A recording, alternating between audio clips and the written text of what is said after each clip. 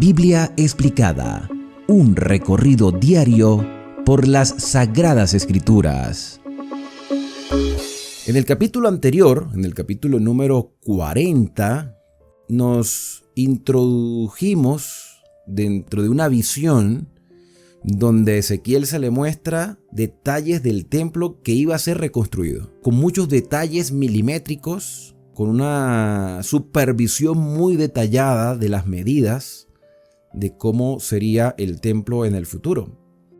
Y cuando terminamos el capítulo, sacamos una lección de que Dios es un Dios de orden y que también espera que nosotros seamos ordenados y que tengamos una estructura que le represente a Él, pero sobre todo que nosotros como templo del Espíritu Santo le podamos adorar en espíritu y en verdad, le adoremos correctamente.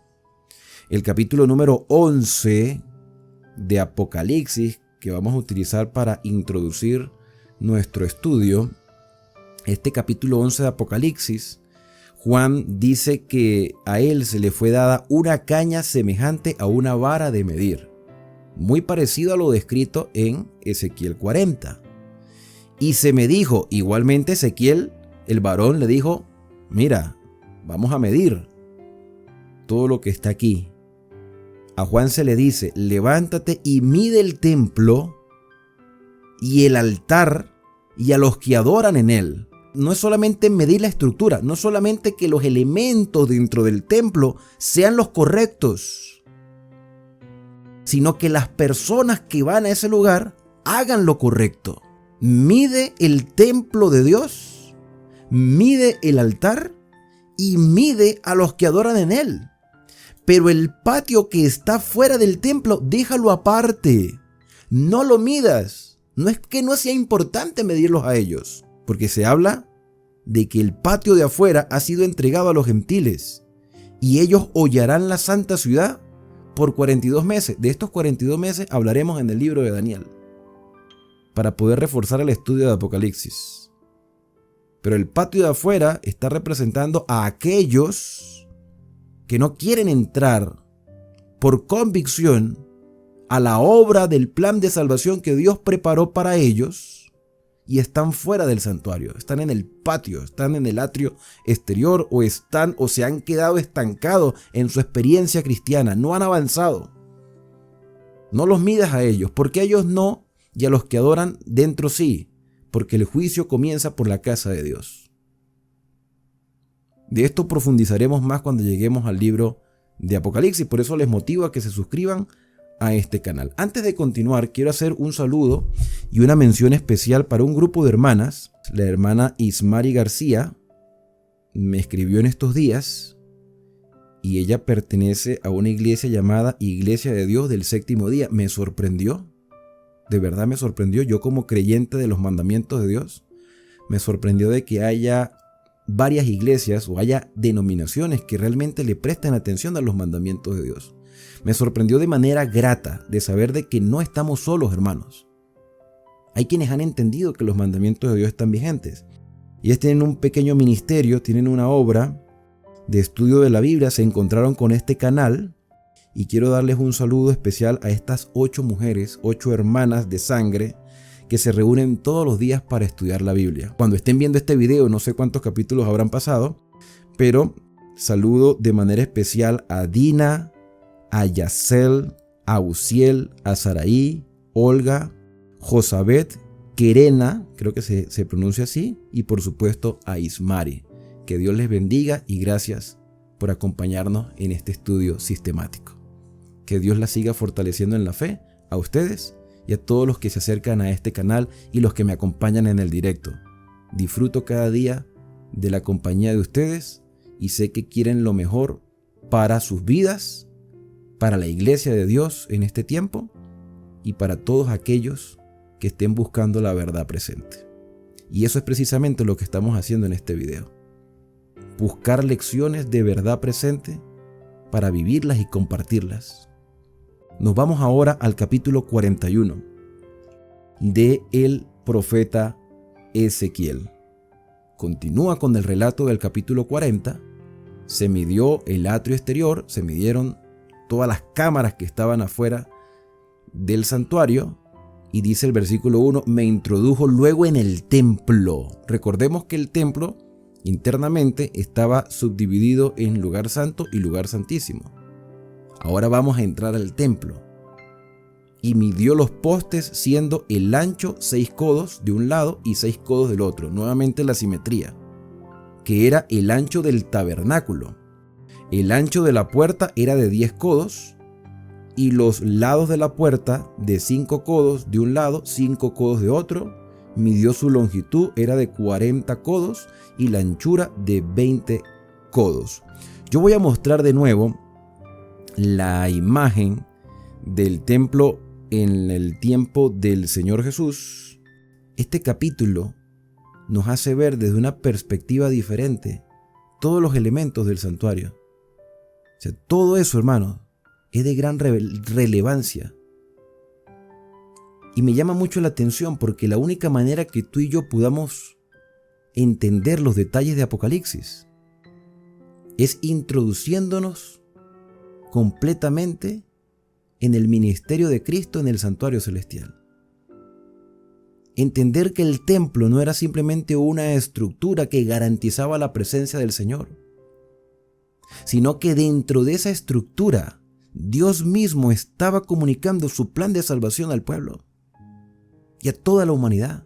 Uno de los marcos para entender los libros proféticos de Daniel y Apocalipsis es comprender la obra que se hacía en el santuario o lo que debió haberse hecho en el santuario, en la tierra, y como Cristo lo está haciendo ahora en el santuario celestial.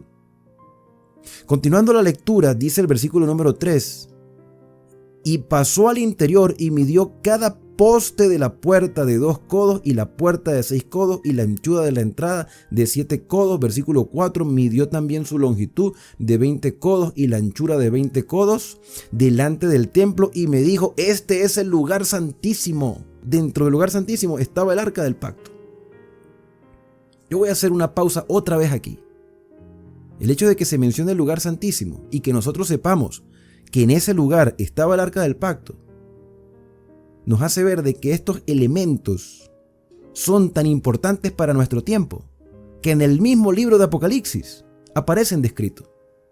Y se los voy a mostrar. Vamos otra vez a Apocalipsis 11, con el cual hicimos la introducción de este estudio. Dice el versículo 19, el templo de Dios fue abierto. El templo de Dios fue abierto. Y lo que nosotros estamos estudiando en Ezequiel también se describe como el templo de Dios en la tierra, pero el de Apocalipsis dice el templo de Dios en el cielo fue abierto, porque en el cielo hay un santuario real. Lo que estaba en la tierra era una sombra de las realidades eternas. Lo que nosotros tenemos donde nos reunimos no es un templo, es un lugar de estudio de la Biblia. Los judíos tenían el templo y las sinagogas después. En la sinagoga se estudiaba la Torá, pero en el templo se mostraba el plan de salvación. Nuestras iglesias o nuestros lugares de reunión son para aprender de la voluntad del Señor, para adorar al Señor. Pero el verdadero santuario está en el cielo. El templo de Dios fue abierto en el cielo. ¿Y qué se vio? Dice aquí el Apocalipsis, se vio el arca de su pacto. Esta arca se veía en el templo. Hubo relámpagos, voces, truenos, un terremoto y grande granizo. ¿Dónde estaba el arca del pacto? En el lugar santísimo, hermanos. En el lugar santísimo. Cuando yo les mostré a ustedes en el capítulo 40 el tabernáculo de reunión de Moisés, que construyó Moisés, no era de Moisés, lo construyó Moisés por orden divina. Yo les dije que este santuario estaba dividido en 3 partes, atrio exterior, lugar santo y lugar santísimo. Si todo lo que estaba allá adentro representa el plan de salvación de Dios, ¿qué representa el altar del sacrificio? Ese que les estoy señalando. Vamos a ver, ahí está, ahí le estoy señalando. ¿Qué representa este altar? La cruz de Cristo, hermanos. Como cordero fue llevado al matadero y como oveja delante de sus trasquiladores, no abrió su boca. De hecho, Juan cuando bautizó a Jesús lo señaló como he aquí el Cordero de Dios que quita el pecado del mundo. La cruz, el sacrificio de Cristo estaba representado aquí en este altar Después viene la fuente de bronce que está representando el derramamiento del Espíritu Santo.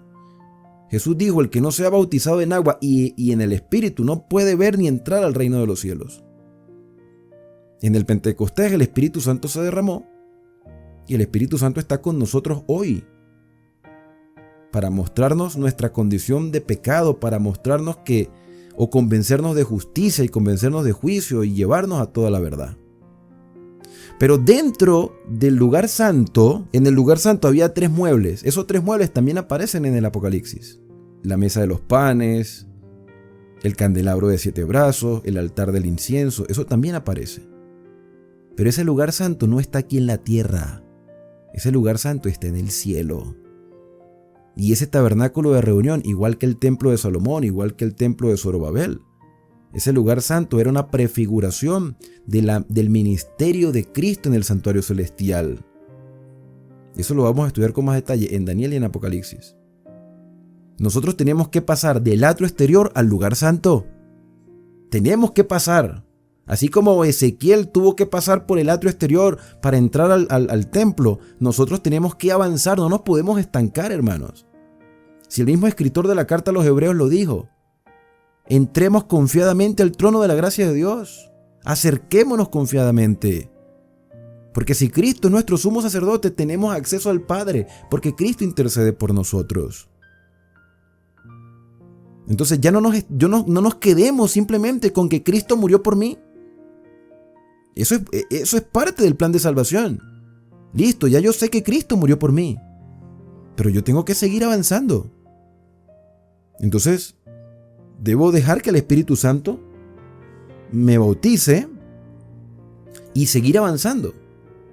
Entrar a la fuente de bronce, pasar al lugar santo y después con Cristo entrar al lugar santísimo. Y eso fue lo que el Señor le mostró a Ezequiel. El paso del atrio exterior al lugar santo y del lugar santo al lugar santísimo. Muchos se están estancando en el lugar santo y se están quedando allí. Pero necesitamos entrar al lugar santísimo, hermanos. Y como sabemos que en el lugar santísimo estaba el arca del pacto, dentro del arca del pacto, ¿qué había? ¿Qué había? Vamos a recordar qué había dentro del arca del pacto. Dentro del arca del pacto había las tablas de los 10 mandamientos tan pisoteadas el día de hoy por la mayoría de los cristianos. Los mandamientos están siendo pisoteados.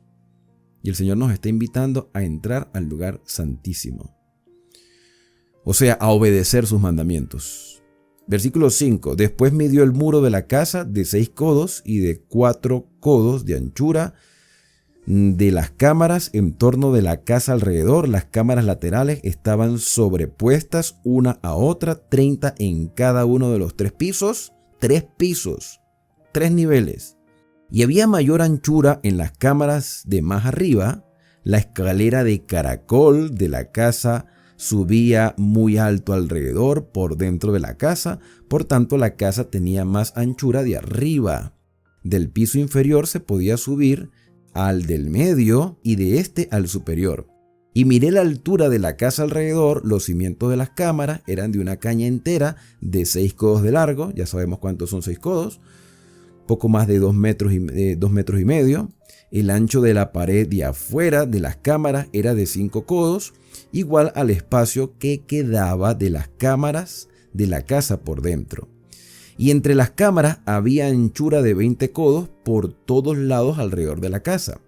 La puerta de cada cámara salía al espacio que quedaba, una puerta hacia el norte y otra puerta hacia el sur, o sea, toda una obra de arquitectura. Y el ancho del espacio que quedaba era de 5 codos por todo alrededor, y el edificio que estaba delante del espacio abierto, al lado del occidente, era de 70 codos, y la pared del edificio de 5 codos de grueso alrededor y 90 codos de largo.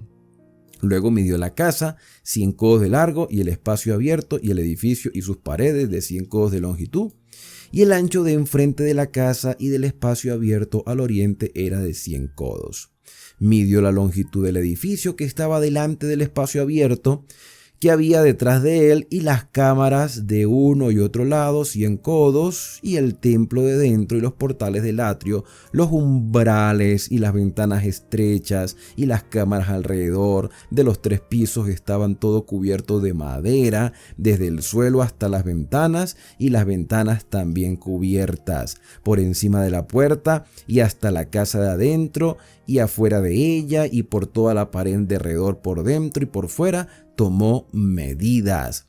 Y estaba labrada con querubines. Nuevamente se mencionan las palmeras que se mencionaron en el capítulo 40. Querubines y palmeras, entre querubín y querubín una palmera, y cada querubín tenía 2 rostros. Esto es un detalle no menor. Los querubines son ángeles. Cuando nosotros comenzamos el libro del profeta Ezequiel, vimos que había 4 ángeles, 4 seres vivientes, que estaban alrededor del trono de Dios, y cada uno tenía 4 caras. Esto, por supuesto, desde lo simbólico, y cada una de esas caras representa algo que ya lo explicamos en los primeros capítulos. Pero en este caso vemos que hay 2 querubines, ¿ok? O bueno, se menciona que hay querubines entre querubín y querubín, como haciendo mostrar de que eran 2. Dice, había una palmera, cada querubín tenía 2 rostros. ¿Qué tipo de rostros tenían? No es que eran 2 caras, o sea, en nuestro contexto occidental, cuando hablamos de alguien tiene 2 caras, es porque es una persona hipócrita. O sea, tiene 2 caras, muestra una cara en un momento y muestra la otra en otro momento. No tiene nada que ver con eso. Quizás está hablando de 2 facetas dentro del ministerio de la obra de salvación. Un rostro de hombre hacia la palmera de un lado y un rostro de león. Hombre, la naturaleza humana, la criatura, el ser creado, pero el león también tiene una representación a la realeza, al dominio. Este león evidentemente representa a Cristo, ¿sí? Que es el león de la tribu de Judá. Entonces aquí hay una obra de exaltación a la humanidad por los méritos de Cristo. Y el querubín está mostrando que el Señor quiere eso para la humanidad. Somos seres humanos, pero somos exaltados por el león de la tribu de Judá. Entonces dice que tenía un rostro de león hacia la palmera del otro lado, por toda la casa alrededor, desde el suelo hasta encima de la puerta, había querubines labrados y palmeras por toda la pared del templo. Cada poste del templo era cuadrado. Y al frente del santuario era como el otro frente. La altura del altar de madera era de 3 codos y su longitud de 2 codos. Y sus esquinas, su superficie, sus paredes eran de madera. Y me dijo, esta es la mesa que está delante de Jehová. ¿Cuál mesa? Pues la única mesa que estaba en el santuario era la mesa de los panes. Que por cierto, esa mesa también representa el trono de Dios. O sea, son los 2 muebles que representan al trono de Dios. El arca del pacto y la mesa de los panes. El pan representa evidentemente a Cristo, al Mesías, pero también muestra que Dios sustenta a su pueblo. Y la mesa de los panes tenía 12 panes, como haciendo alusión a todo el pueblo de Israel. Pero estaban en 2 pilas, y hay quienes han llegado a la conclusión de que esas 2 pilas de 6 panes representan al Padre y representan al Hijo.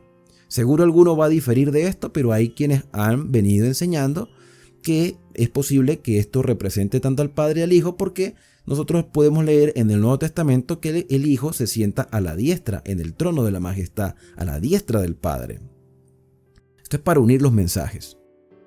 Bueno, entonces el versículo número 23 dice, el templo y el santuario tenían 2 puertas. ¿Por qué se hace diferencia? Templo y santuario como si fueran 2 cosas diferentes. No. Aquí posiblemente está haciendo alusión tanto al lugar santo como al lugar santísimo, que era todo el templo. Pero ya quizás cuando se habla del santuario está hablando del santísimo, donde está el arca del pacto. Que por cierto esto representa 2 fases del ministerio de Cristo, sacerdotal y sumo sacerdotal. Y que el libro de Daniel nos da los detalles de cuándo termina una fase de su ministerio y cuándo comienza la otra. Con la profecía de las 2300 tardes y mañanas de Daniel 8:14. Versículo 24. Y en cada puerta había 2 hojas de puerta, o sea, la puerta en sí.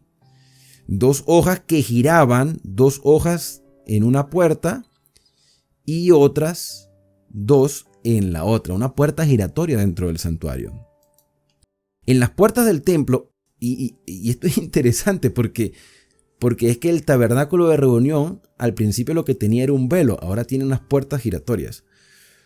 En las puertas del templo habían labrados de querubines y palmeras, así como los que había en la pared y en la fachada del atrio al exterior, hacia un portal de madera. Versículo 26, y con esto ya termina este capítulo. Dice este versículo: y había ventanas estrechas y palmeras de uno y otro lado a los lados del pórtico, así eran las cámaras de la casa y los umbrales. Nuevamente, muchos detalles. Para los que están viendo este video grabado en el directo, alguien me preguntaba con respecto al significado de las palmeras, que también se hace descripción de las palmas en Apocalipsis. Y cuando Jesús estuvo en esta tierra, en aquel domingo que popularmente se le llama Domingo de Ramos, porque Jesús iba montado en un burrito y las personas ponían sus mantas en el suelo para que el Señor Jesús pasara, y tenían palmas en las manos como dándole la bienvenida a un rey victorioso. Las palmeras hablan de la victoria. Las palmeras hablan de la tranquilidad, del oasis, de la seguridad, de saber de que en las manos del Señor podemos vivir confiados, podemos estar seguros. Estos capítulos no hablan de guerra, hablan de santidad. Estos capítulos hablan de renovación. Estos capítulos hablan de recompensa. Dios quiere que tú y yo entremos a su santo templo, que podamos ver el arca del pacto, que podamos estar delante de su presencia en su trono.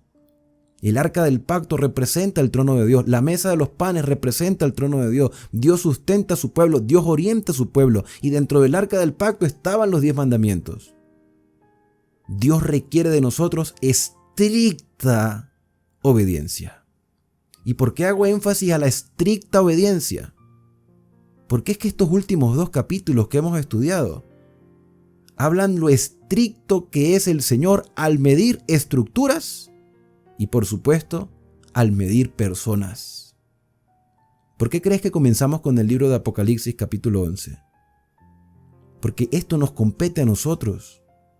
Para Israel literal era decirles: ustedes son restaurados o van a ser restaurados, ustedes volverán a Jerusalén, ustedes tendrán una nueva oportunidad de ser lo que sus padres no fueron.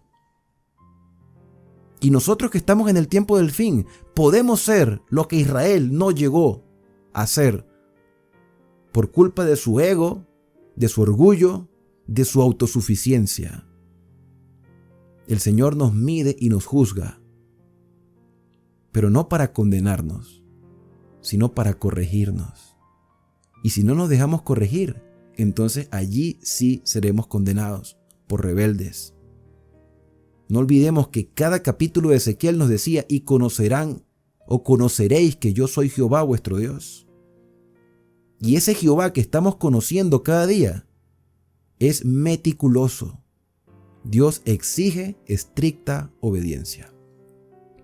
Es cuestión de volver al Edén. Dios le dijo al hombre: de todo árbol del huerto podrás comer, de todo puedes. Mira, tienes infinidad de árboles frutales aquí. Te voy a dar una restricción. Del árbol de la ciencia del bien y del mal no comerás. ¿Por qué? Para que no te olvides que yo soy tu Dios. Te estoy dando autoridad sobre todo este territorio. Pero tú eres mi criatura, debes respetarme. Reverénciame absteniéndote de tocar y de comer ese árbol. Estricta obediencia. O sea, ¿qué tan malo puede ser, Señor, comerse una fruta? ¿Qué tan malo puede ser?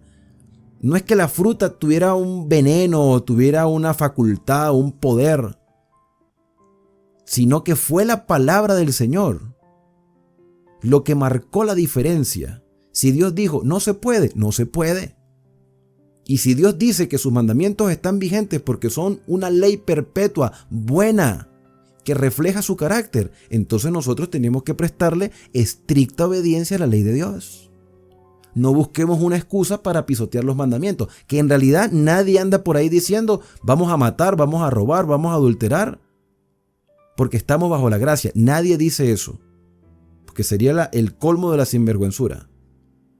Pero hay un mandamiento que ya ustedes saben, no lo voy a decir porque ustedes ya saben, porque me han venido siguiendo, al cual no le estamos prestando atención.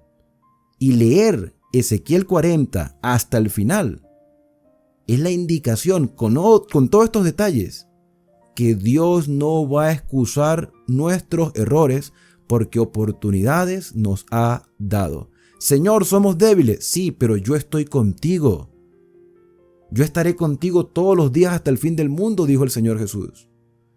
Si el apóstol Pablo dice, o llegó a escribir, el Espíritu nos ayuda en nuestra debilidad, así que no hay excusa para el pecado. El Señor va a medir el templo y los que adoran en él. El Señor nos va a medir. Ahora, en el libro de Daniel vamos a encontrar una referencia muy interesante a un juicio. Cuando Dios le diga a un rey que tuvo muchas oportunidades de cambio, le dijo, pesado fuiste en balanza y fuiste hallado falso. Si hoy fuéramos pesado en balanza, tú y yo, ¿hacia qué lado se inclinaría la balanza? ¿Del lado de la obediencia y de la confianza? ¿O de la confianza en Dios, por supuesto? ¿O de la autosuficiencia, la rebeldía, la desobediencia a los mandamientos de Dios? Vamos a ser sinceros. ¿Hacia qué lado se inclina la balanza si hoy nos tocara pasar por esa obra de juicio que el Señor nos está haciendo o que ha venido haciendo? Y si se nos tocara hoy darle veredicto final a nuestro destino, ¿dónde crees tú que la balanza estaría más inclinada? Vamos a ser sinceros. Yo no sé lo que tú estás viviendo. Yo sé lo que yo estoy viviendo. Yo sé lo que yo estoy pasando y qué estoy enfrentando. Sé lo que tengo que cambiar y le pido a Dios que me ayude cada día. Y cada día podemos obtener victorias. Y el hecho de que Dios nos dé advertencias y que nos diga o que nos revele cómo es su carácter de meticuloso, hoy debe fortalecer nuestra fe y nuestra esperanza, porque para ti y para mí hay oportunidades, porque Dios en este momento nos las está dando y podremos vivir con paz, con seguridad, confiando en que nuestro Dios está con nosotros ahora y por toda la eternidad. Que Dios te bendiga y te guarde, que haga resplandecer Dios su rostro sobre ti y que tenga de ti misericordia. Que el Señor alce sobre ti su rostro y ponga en ti paz. Nos vemos mañana, si Dios los permite, aquí en este canal, para continuar este recorrido por los capítulos finales del profeta Ezequiel. Así que no olvides suscribirte, activar las notificaciones y lo más importante, comparte este mensaje con otras personas.